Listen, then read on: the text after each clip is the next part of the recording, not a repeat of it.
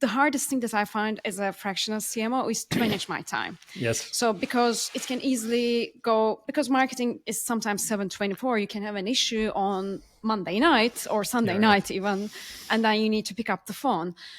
What's the ideal time in a week that you see? Of course, it changes from project to project, but usually how many days a week or what's the amount of time a fractional CMO should spend? So it depends greatly on your model, your business model, what you want to do, what you want your business to look like.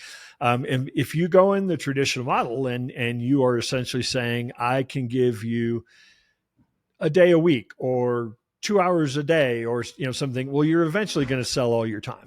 You're going to have 4 clients and you're going to be maxed out.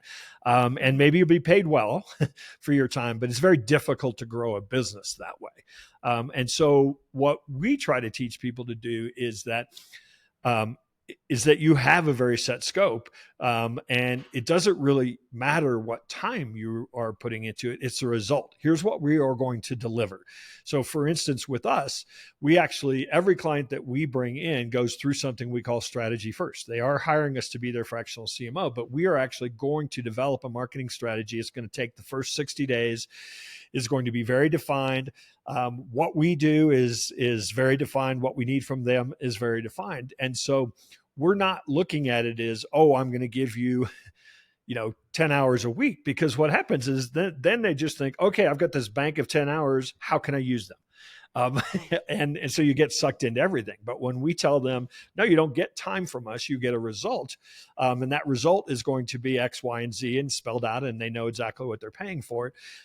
What it allows us to do is to actually teach others to do many steps in the process, to delegate a great deal of the work so that we can actually scale that model, call ourselves fractional CMOs, but still have 10, 12, 15 clients, because we're using account managers and we're using project managers as part of the work as well.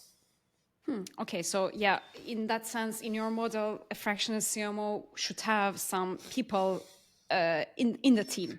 100%. And those people are hired by the company or the fractional CMO itself? Well, again, there are many, many ways to do it. The way we structured it is they are actually on our team. Now, if somebody came to us and said, hey, I want you to build me a marketing department, fine, I'll do it.